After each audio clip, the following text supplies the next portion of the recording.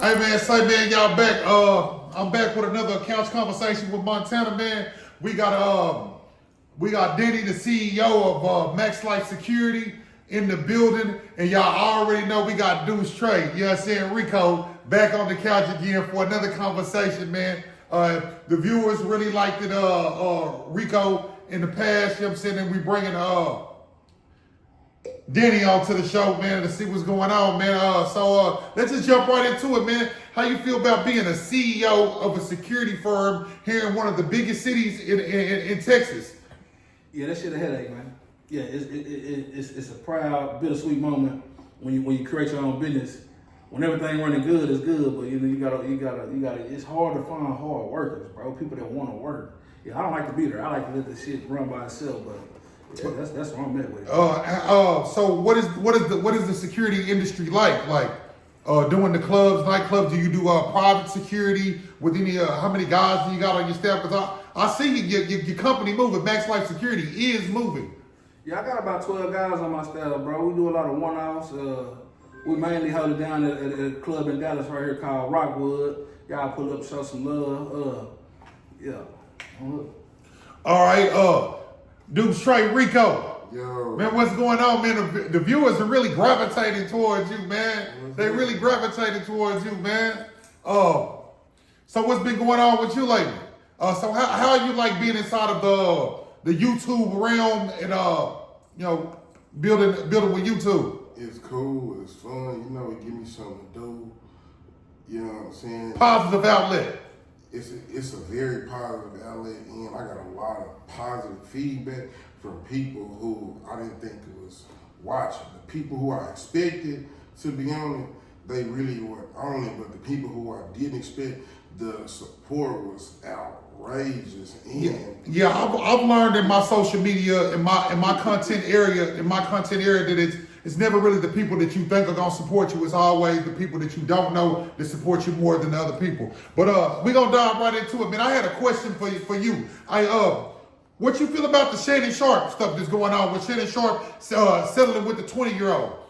I mean, shit, he was doing something because if he wasn't, Shannon Sharp comes from nothing, first of all. And you know what I'm saying? He didn't use a regular bathroom until he was like in high school. And I'm not seeing that today or nothing like that. That's just the man's story, and I paid attention. So with that being said, he comes from nothing, and he know money is hard to come by. So if he didn't do nothing, you know what I'm saying, he wouldn't be paying. So he did something. And that's he offered. They say he offered her what, $10 million first? That's $10 million. She denied it. She denied the $10 million. Say, oh, you gonna pay since you wanted to play. All right. So you feel like he did something, Rico? Yeah. Yeah, $10 million, a lot of money to turn down if a nigga ain't do nothing. Yeah, she going for the gusto. Say you being in the Danny, man, you being the owner of one of the few security firms in Dallas Fort Worth that are ran by a black man, right? Yeah. It's a predominantly white industry, security, right? How do you feel about being in the security industry, being a black man? Do you think it's harder to acquire clubs to work at, to deal with owners, be able to get inside of those rooms? And coming from your background, from a street background, how does it feel being even welcomed into rooms with club owners, promoters, and things of that nature? Yeah, I got a lot of game from my OG, man. He let me know the way I started the business. To answer your question, the way I started the business, I was a worker at first, and he told me it's gonna be hard to transition from a worker to an owner to the boss. So basically, like I built a lot of relationships, bro. I don't do a whole lot of contract work. I do based off relationships, and that could hurt me in the end. But that's the game he taught me, bro. Everything is based off relationships. That relationship go longer than that contract will. I can dig it, man. So as far as running the security firm, do you give a lot of job opportunities to young black males that are coming up? I've seen some of your staff. You have people of all races that work for you, but do you try to give black brothers, young brothers, the opportunity to get in the field. I've already heard you say, if you ain't 6 feet, you might at least 6 feet tall, you might as well stay at home sleep. If you're not 6 feet, stay at home sleep. Yeah, it's real, bro, because the only reason I do that, bro, because I know it's hard out here to get a job anywhere. So me, I don't mind if you fresh home from a bid, bro. I ain't doing no background check, no drug test. As long as I can count on you to protect the people that's coming in here to enjoy themselves, I give you a job, bro. But you gotta be 6 feet. You gotta be 6 feet, bro. That's the hardest thing about that is they don't care if you qualify with your ID, with your background certificates. They want it to be a presence. They want people to feel like, yeah, I know Big Bro gonna take care of me. I'm safe while I'm in the club. Yeah, for real. That's how it go down, bro. So in that case, Rico can't get no job with you. He could, but I'd have to pull some strings. That's why I say go back to relationships. So he has a personal relationship with you. So you'd give him a job, even though he ain't never 5'9", soaking wet, standing on a stack of bricks. I have him out there running the door. So Rico, could you work in the security field? Yeah, I can work anywhere. I can do anything if I put my mind to it. Yeah, they told me that when I was in 6th grade. I ain't been able to fly yet, but we gonna get past that. Hey man, I really put you two guys on the couch to have a conversation with me because man, y'all's history together, right? I didn't know, man. How long back do y'all two guys go? All the way back. Yeah, that was my boy. Yeah, we go back to Grand Prairie High School. Yeah. I want to say probably like 05 type shit. Yeah. He was at Grand Prairie. I was at Adams Middle School hanging with the older kids. Dang, I didn't even know that. So you wasn't in school with me? Hell no, I wasn't in school. I went to the other school. I was at child school, you know what I'm saying, hanging out, you know what I'm saying, doing shit I didn't have no business. But I was in the 8th grade. Y'all niggas was fresh. So y'all been knowing each other since 8th grade, 7th, 8th grade. Yeah. Mom's kicked me out. I had to go live with Pops for a little while, bro. And I met Tarico out there. We thugging ass since on the hood. Oh my God. Yeah, man. Hey man, check this out. I used to let this nigga borrow flicks and shit back in the day. Yeah. He finessed me with the flicks, bro. I used to like them dogs. Anybody know me? I used to love them pit bulls, bro. So I went to Gang House. He got hella DVDs, pit bull fights. Nigga, I'm talking about uncut, unedited. So you get to the end of the DVD, it's a flick. Yeah, gang, let me borrow about 5 of them hoes. Let me borrow some more of them bitches. I ain't even know what I'm getting at the end. Yeah. Bro, I used to loan them bitches out to my sister and her husband, neighbors on the block, all the Mexicans, you know what I'm saying? They used to call me Hollywood Video that day. Yeah, shout out to my partner Bulu, man. Yeah, I ain't really cut y'all. Shout out to my partner Bulu. Me and Bulu used to be on the east side, man, with some dogs, bro. Everybody know you come through here, we got some stolen pit bulls, and we ready to fight them bitches. Oh man, so y'all was at the dog fight. Yeah, so let me just get what's called. Y'all met each other in about the 8th grade. I was in 9th grade. He was in 8th grade. Shout out to Peter. 9th grade, 8th grade. So Danny moved from with his mom to his pops, and he moved over there. Yeah, man. I met his pops too, man. He's a cool cat, man. Yeah, he's a cool cat. You know what I'm saying? So let me just get this straight. I know that I didn't hear nothing y'all saying about the high school. All I heard was flicks. So you were grooming him. You were grooming him for what? What were you grooming him for? I didn't know I went in the same school, bro. Listen, so you were in a let me tell the story, bro. This is how it came about, bro. You know, me personally, they called me Hollywood Video. When I was young, bro, I couldn't get a job, and in the 7th grade, I had 2 fucking shirts. Yeah, 2 shirts. I went in my closet and had 2 shirts. And one of them was my mama's shirt. And you know what I'm saying? So with that being said, bro, I had to get the money. So I started selling CDs, DVDs, crack, weed. And if you wanted a prostitute, I'll take you to 23rd and find you one of them. You know what I'm saying? Whatever you needed, I had it. So, you know what I'm saying? We was in the apartments kicking it. His pops, meaning the motherfucker, could not stand me. Had him in the house doing push-ups and shit. So the shit that I needed. So shit, we was at my house one day chilling, smoking, and I had got some new CDs and I got some new merchandise, so I popped one of the movies in so we could watch it. You know what I'm saying? And he seen the fucking dog fights and fell in love. I didn't know the flicks was on. I love it, bro. You know what I'm saying? Bro fell in love. And he said, bro, let me borrow this. So I dubbed him a copy and I said, here, you know what I'm saying, bring my shit back. So you've been hustling since a kid, man. You was dubbing CDs and then selling DVDs. That was a mean hustle back in the game. You know what I'm saying? So you was into that. Candy, taking it to school, selling it. You know what I'm All right, so you a hustler, so you understand supply and demand. With that being said, that man, because he's a business owner, you know what I'm saying? I know you transitioned from the streets You've been having a lot of growth. You've been helping out with the brand New Junkie Designer. Man, shout out to New Junkie. Yeah, your brother owns that company. I see that you promote that and you also sell that merchandise. That's what you've been doing lately. So, how do you feel about the transition from the streets into the transition into the clothing industry? Do you feel like if a person could sell something that they can't even market or whatever, whatnot, being in the streets, the transition into clothes, something that you can market, it's an easy transition for young brothers who are hustlers, who have that hustle mentality? Yes, because if you can't market something, you know what I'm saying, that shit hard as fuck to get rid of unless you know what you're doing. So shit, now I don't gotta hide what I'm doing. I don't gotta keep everybody out in my business. You know what I'm saying? I could market to anybody, everybody. I could talk to everybody. I could even sell it to the police. You know what I'm saying? Whoever wants some New Junkie, you know what I'm saying? I got you. You know what I'm saying? I don't have to watch over my shoulders. I don't gotta worry about them dumbass YNs, you know what I'm saying? Like, so to the young brothers, transition. So to the young brothers, would you tell them, man, that if you have an intricate understanding of hustling in the streets, it's the same as understanding shipping and receiving, supply and demand. So basically, they just need to change the product. Yeah, change the product. Yeah, I can dig that. Change the product, change your lane, keep the same hustle. You know what I'm saying? It's simple. It's the mentality. And you can market it. It's the mentality. Speaking of Danny, man, what other business ventures that you might have, or things where you that your business may elevate it to? What is your business going to go from clubs to doing the private security sector, personal protection? Because I understand that you're level 4, so you can do personal protection. Yeah, I can do personal protection, but at the end of the day, if I told you how I really felt about security, bro, you wouldn't trust me. I ain't gonna lie to you guys. I ain't gonna lie to you, bro.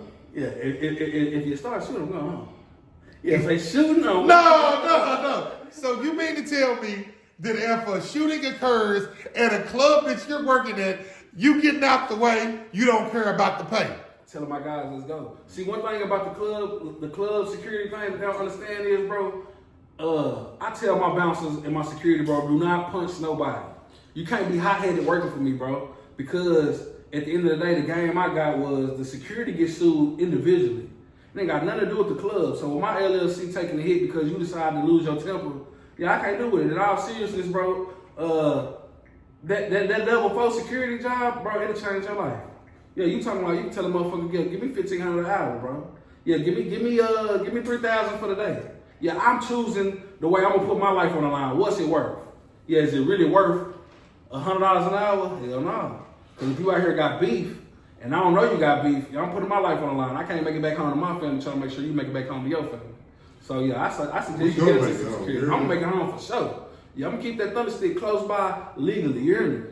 Okay. I got a pocket now. I'm gonna fit it. We're gonna Okay, all right. So,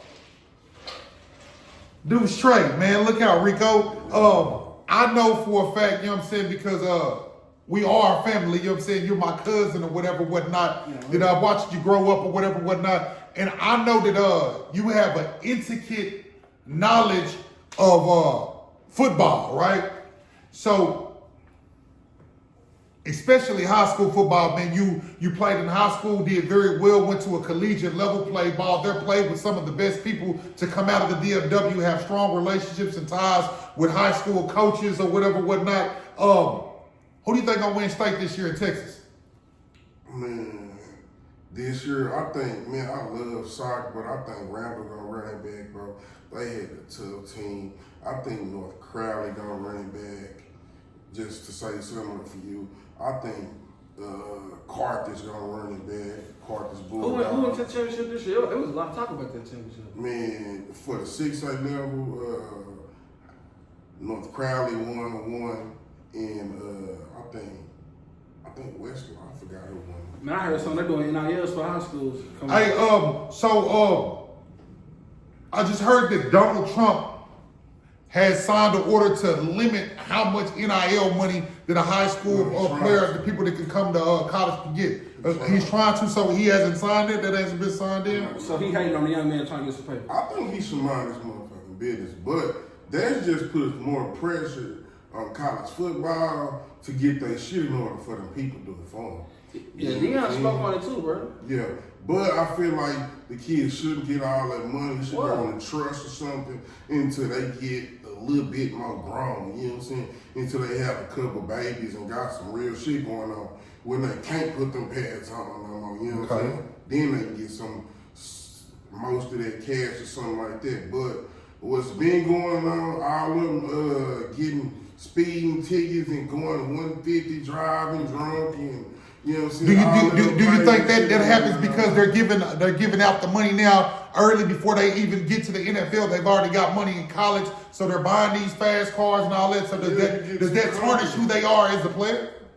It don't tarnish who they are as a player, but what you do with the money can tarnish who you is as a player. Okay. You get what I'm saying? All right. On another note, sports-wise though, how do you feel about Bronny James?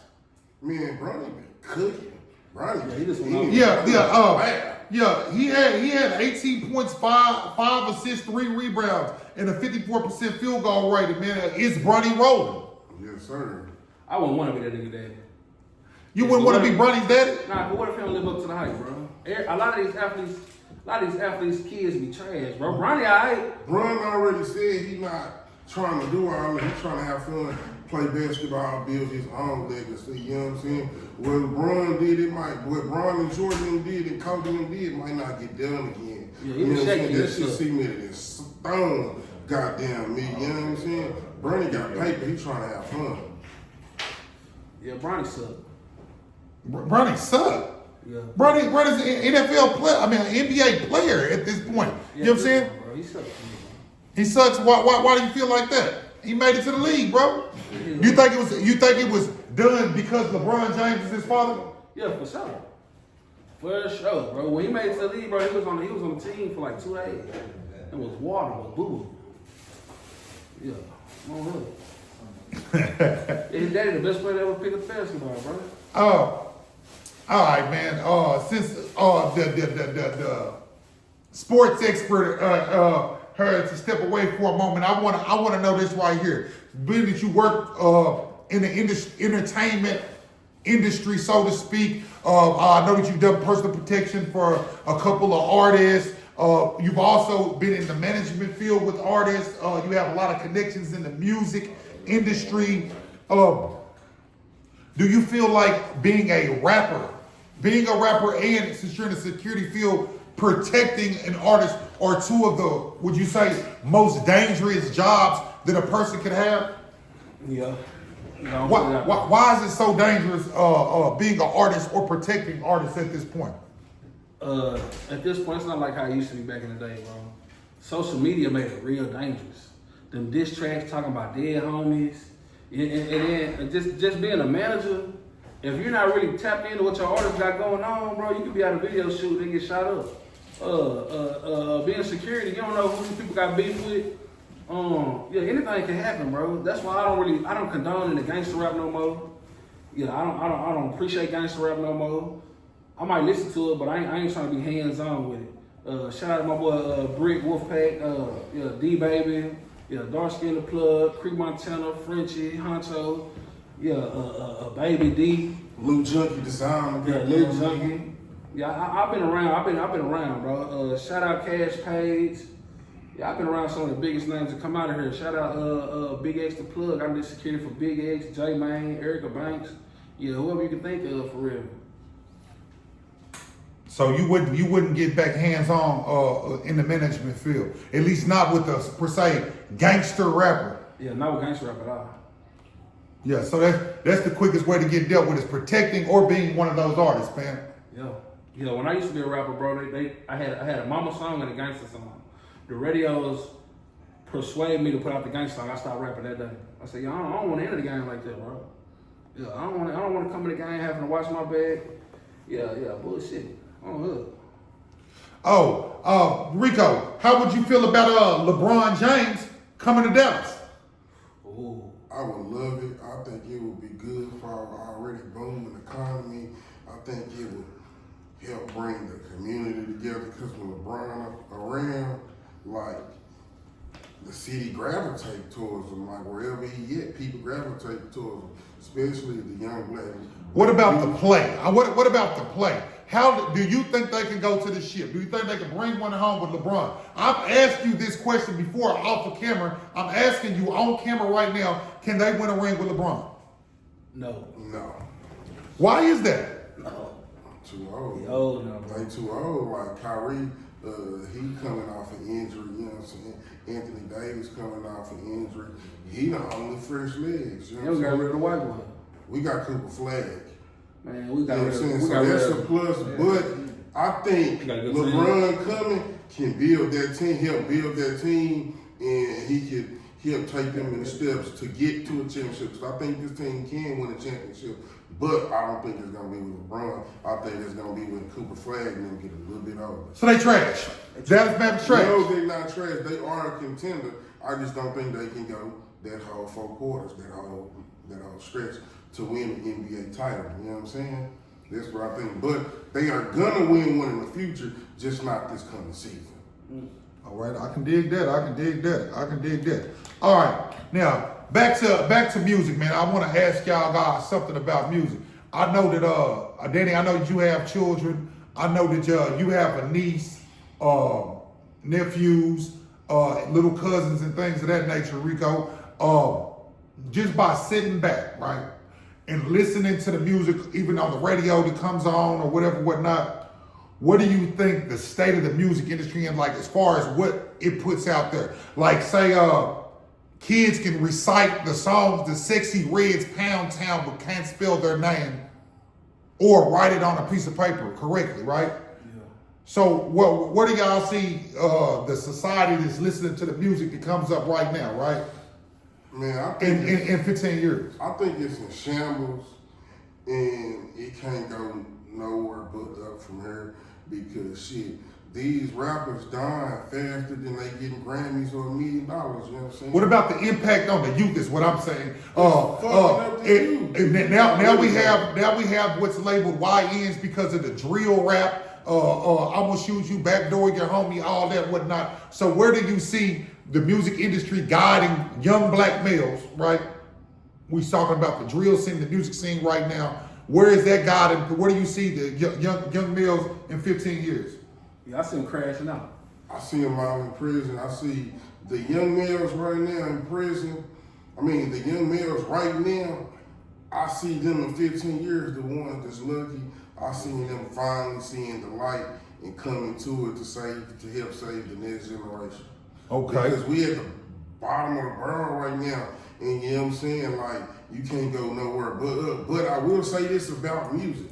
It's not, they are entertainers. It is not their job to raise the youth. It's the parents' jobs to raise the youth. So it's the parents' fault. It's not the music. It's the parents. What the fuck you listening to? It takes a village. Yeah, because I remember. Not just the rappers. It's not just on the Gang. rappers. I listened to the whole village. My mama didn't want me to Starts listen. at home. So my mama didn't want me listening to NWA, but I got that cassette tape and pulled me a radio Your and I would mama listen to it a can't bit. control what you listen to, what you do when they not around. But the village can help control.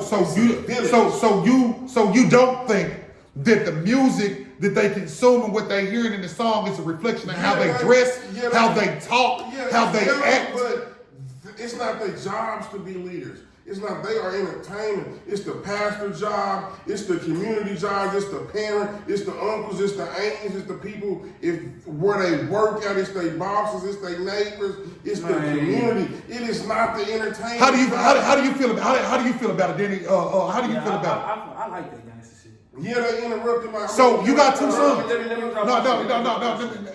Yeah, I like that gangster shit. And I feel like, I agree a little bit, bro. Your parents if y'all riding in the car together, she ain't gonna put on a whole bunch of cussing, a whole bunch of bullshit. But when that little nigga get by himself, like how I used to get by myself, I'm put on that Carter, I'm put on that Boosie, and it's gonna shape who you is, bro. It really take over your mind, bro, because you so young and your mind ain't developed, bro. This Whatever you listen to, hypnotize it's gonna hypnotize you. I'm not saying it's not fucking up the community. And I'm not saying the kids don't. So you just basically saying that it's not all the rappers' fault. It's the fault of everybody that's around it. It takes the community, bro, because in the 1960s, bro, the 1950s, Malcolm X and Martin Luther King was community leaders, and that's who people was, you know what I'm saying, focusing off of, you know what I'm saying? Not the entertainers, you know what I'm saying? James Brown had a little part in it. I think it was the city of Boston. They was riding back in the 1960s. They put James Brown on TV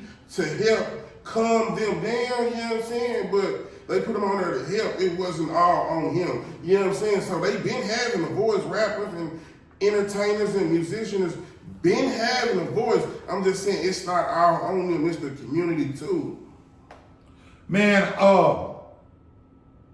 I'm seeing a lot of things. I feel like that the music or everybody's responsible, right? I feel like everybody's responsible. Yeah, the parents are responsible to an extent, right? To an extent, right? But I feel like what's consumed, what you put in, is what you get out. So if a little girl is listening to music and when she's hearing about WAP, you know what I'm saying? Yeah, she's hearing about making a nigga make him pay. I ain't gotta pay no bills. I don't cook, I don't clean. I show him why I got this ring. Yeah. She gonna consume that and she gonna feel like, hey, yeah, this is what's up. That's who I see on TV. That's who's living well or whatnot. I ain't saying that the whole style or flow format, lyricism of the female MCs needs to change. But at the same time, man, the stuff that they putting out, they know that everybody is following it as far as these young girls. Yeah, but it's the parents' fault that they let a child listen to that so much that they know how to quote those lyrics before they can read or write. Yeah, and they think it's cute. But then you got to look at the parents that are letting their children do that, right? That are letting their children consume that. Yeah. That they don't be on point, right? Yeah. Most of those ladies is the BBL moms. Do you feel like that? The ones that are letting their children consume that are the people who live that type of lifestyle? Yeah, I go through my kids' shit. Yeah, if you're in my house, I'm going through your shit. I want to know what you're listening to. Yeah, who your peers is. Yeah, my son plays some thorough shit. And my pops probably felt the same way when I was little. Nigga, I listen to that shit. I said, what the fuck this nigga listening to? This shit I can't understand. My little nigga, he listen to Lil Uzi. Yeah, Playboy Carter. That's some shit I can't understand, bro. But that's how they coming up, bro. I can dig it. Bro, when I was a child, we stayed in Dalworth, bro. I'm like in the 6th grade. I used to ride my bike to Irving and shit, bro. You know what I'm saying? And I knew damn well my mama did not play. Yeah. You know what I'm saying? But when I was gone, you know what I'm saying? Like, I did my own thing, you know what I'm saying? I feel like I was grown then. So I said that to say this, I never did nothing too crazy when I was gone because my mama instilled in me the fear of God with her, and she instilled the fear of God in me. You know what I'm saying? So I knew what and what not to do. So it's most definitely different times.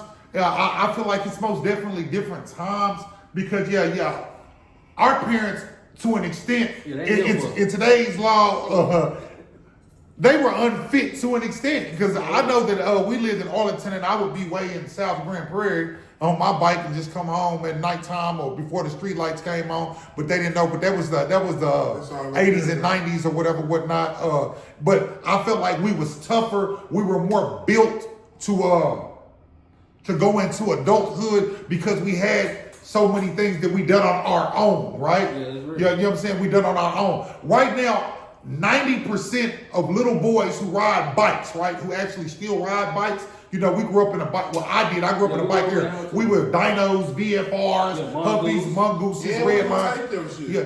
But that's a whole nother story. But what I'm saying is that we could physically fix everything on a bike, dismantle it from the handlebars, the neck, the bearings, the crank. You know what I'm saying? The wheels, the inner tube. A kid right now get a flat tire and think that they got to get a new bike because they don't know how to change inner tube. It's a different time. It's a different time. You know what I'm saying? Do you believe that? Our uncles fixed our bikes and fixed their trucks, and we watched the older people do hands-on. Now, if something happens, you know what I'm saying, people quick to call somebody else to do it, you know what I'm saying, and pull their phone out and record. So, do you believe that like we were a lot more rougher? We wouldn't say as advanced technology wise, but in just life in general. Yeah, we was more advanced. You know what I'm saying? Like even with like our bodies, like as babies, our parents put us in the muds and we got wing worms and it built up our immune system and shit. We was just built all the way different. Yeah, I don't too much know about getting put in the I don't mud. know about this nigga You know talking what I'm about. saying? You gonna wash your ice cream off and you gonna keep on eating that motherfucker. You know what I'm saying? Like shit was just different. Like Yeah, I don't know shit what. was different. Yeah, it was different. Yeah, that's most definitely different. Yeah, I was going outside. Do straight. That's most definitely different. Yeah, Rico. T. Jones ain't know where I'm at. I'm 5 blocks. I'm another city over. As long as we come home before the lights come on. Hey, I got a question I want to ask. I want to ask you, man. Being a person that has never went to prison, right? You've never done prison time, man. You're an owner of a company, whatnot, man. Which is a great thing in this day and time. Growing up with the background that you have, but you're also biracial, right? Yeah. You're also biracial. What, if you don't mind, what is your racial denomination? Hispanic and black. So being Hispanic, your father is 100% Mexican, right? Yeah, I don't know if the nigga from Mexico. Yeah, he Hispanic for sure. Yeah, all right. And then your mother is African American black, right? Yeah. All right. So you knew your Hispanic side of the family. I even know a few of your Hispanic cousins and stuff, man. They cool people or whatnot. Have you ever felt any racial tension between like black and Mexican? Nah, because it depended on who I grew up with, bro. Like I'm sure if I were to grow up with Pops, I probably wouldn't, you know, I probably speak a little bit more Spanish, you know what I'm saying? Have a little bit more love for the Mexicans. If I go with moms, bro, I'm in the hood, nigga, everybody black. Yeah, most definitely. Me myself, I'm biracial as well, but my daddy is black, right? He's from Cuba, but he's black. You know what I'm saying? But I grew up with my moms too. I didn't grow up with the Cuban side. I totally can understand it. But I also had a Hispanic stepfather half my life. You know what I'm saying? So I got a lot of that culture as well, right? You know, my mom speaks fluent Spanish or whatnot. So I feel differently than say one of my partners would feel about Mexicans, right? Yeah. Or other people of the Latino race, Hispanic race, or whatever any Latino races. I understand exactly what you're saying. But I've also been to prison. I know you've never been to prison, but I know Deuce Trey, you have been to prison, right? You have been to prison, but I also know that you have a whole lot of Hispanic friends. When you went to prison, let's get down to the nitty gritty. When you went to the prison and you had to face the racial segregation that's inside of the Texas prison system, you know, don't eat with them, don't, you know, things of that nature. How did you feel about that? I understood it just because. I understood it because it keeps them, they do it, they say they do it to keep them problems, you know what I'm saying, unnecessary problems. So I understand that, but I feel like it's bullshit, you know what I'm saying? Only because I was raised with Alex, you know what I'm saying, from Main Street Barbers. I was raised with Guido, you know what I'm saying, his cousin. I was raised with a lot of essays, you know what I'm saying? Like, and I fuck with him tough to this day. So I feel like it was bullshit, but I understood because, you know what I'm saying, like I had a partner, you know what I'm saying, in the pen. We ate for like 2 months together, no problems.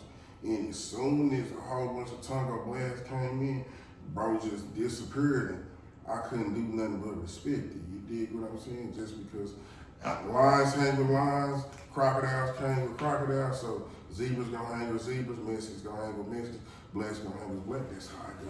Yeah, I can dig that. Jungle. I mean, I truly didn't understand it whenever I went to prison, being raised by a Hispanic man, you know what I'm saying? Pops looked all the way out for me even more so than my father. You know what I'm saying? Took care of my kids when I went and did my bid, everything like that. So you know what I mean? But can I tell you something? I ain't trying to cut you Yeah. off. In the Texas prison, everybody can eat with everybody except can't nobody eat with the black people except the black people.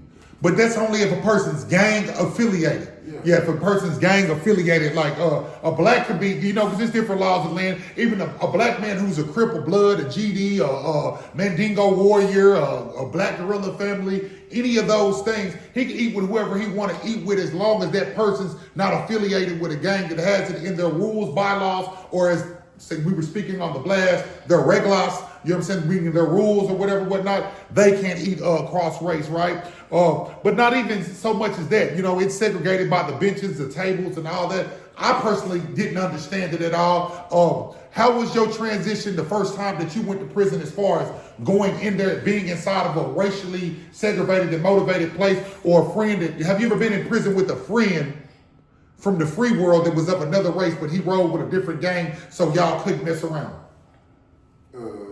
Yes.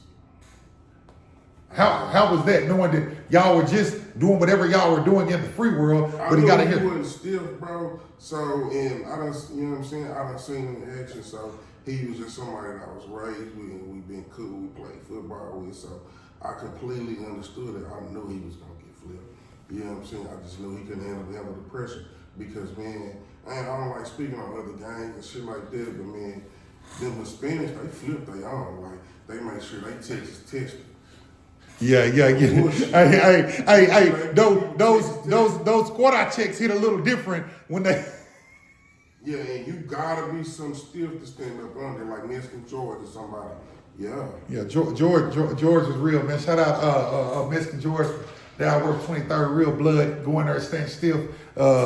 Stand with the bees and not run with the other gang. I done seen a whole bunch of them that I knew from that I knew from the world, that I knew from the free world. And when we get to prison, I mean, they was locking B's and C's, but when they get down there, they put it to the side. They ride with their kind, so to speak. That's not respected.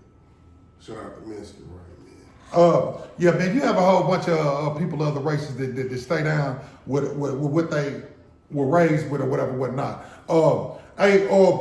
Since we was on the racial thing right there, and you being biracial, how do you feel about Mexicans using the N-word?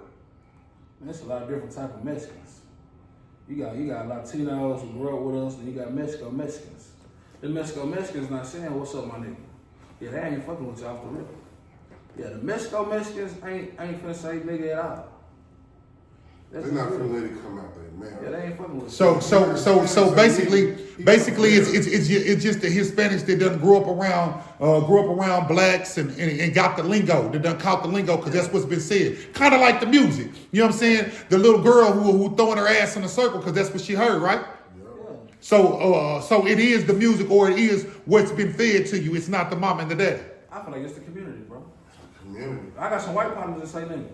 They probably won't say it around everybody. But he comes with me, my nigga, what's up, nigga? So basically people use derogatory terms or words of endearment, as they like to call them now, whenever it's socially acceptable. Yeah. See, if I'm with my white partner and he say nigga, I tell that nigga, say, look here, bro. Y'all don't go around saying nigga in front of everybody, bro. It's gonna be an issue. They don't know that. They don't know how you came up. And just to avoid all that shit, just chill. Or stand on it. Sure, you can stand on it. Just make sure you stand on it, bro. Because they gonna ask you, bitch, you say nigga. Me personally, you gonna point over here. I don't give a fuck what you say. I don't care what you do, but when disrespect happens and certain words are said, you know what time it is. So it ain't what you say, is how you say it. Do you feel like that? It ain't what you say, is how you say it. So a white male that you do not know, that you don't know how he grew up, and he walk up to you and throw his hand out, what's up, my nigga? Is it cool? Depending on how I feel. Depending on how he said it, depending on who he is. Oh, so you don't feel the same way every day? I'm gonna pop you in your shit. Here you talking about? Ain't no nothing. I'm gonna pop you in your shit. If I'm in a good mood, I'm and then pop you. You know what I'm saying? 'Cause why you do that? Or if I'm in a bad mood, I'm just gonna pop you, or you gonna pop me. You know what I'm saying? And then we're gonna go from there. You know what I'm saying? We're gonna shake in and we're gonna be men. Okay. Another thing I wanted to ask you guys. I got some white friends and I got some white godparents, you know what I'm saying, who would never say that word. It's just like on the Hispanic side, I call them my Theo Alex from Main Street Barbers.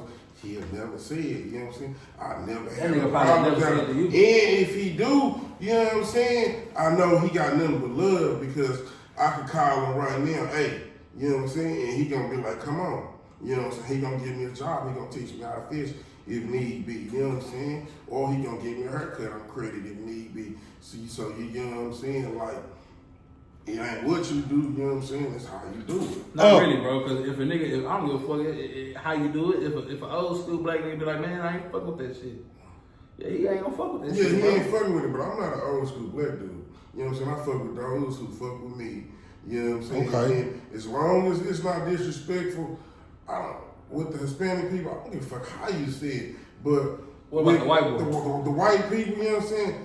I would appreciate it if you don't call me that because So it's okay for the Hispanics, but it's not right for the whites. No, it's not right for them at all. Don't call me that, please. Let's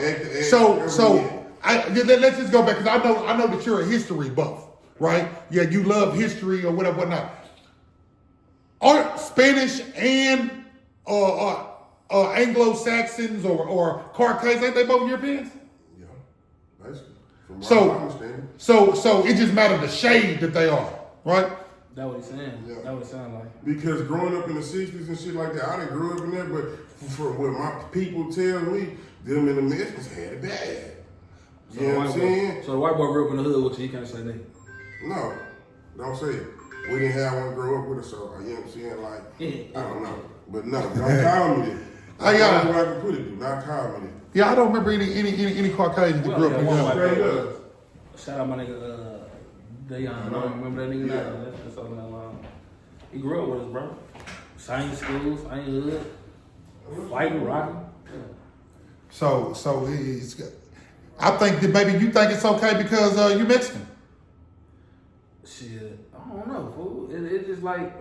How you feel about somebody saying beaner, wetback, It or ain't even gonna phase me, bro. I grew up with my mama. She was black in the bitch. We in the house eating cornbread and greens. Ain't no really tortillas and shit going on around this bitch, bro. Okay, man. Man, well, I just want to tell you, man, I really appreciate you coming down, having a couch conversation with me, man. Do you have anything positive advice to give a young brother who may be thinking about going to security industry or thinking about starting his own business, no matter what that may be? You getting some game? Yeah. Yeah, nigga, don't wait for your partners to say it sound like a good idea. Yeah, if you feel that way, go ahead and do it, bro. Yeah, don't wait for your people to join your team and support your shit. Just do it, bro. You want to be a good businessman, just do it, bro. Like Nike, nigga, just do it. Hey, man, I appreciate you sitting down on the couch, telling your truth and speaking facts. I just want to let you know that, man, forever, man, you'll be on Max. Oh, look.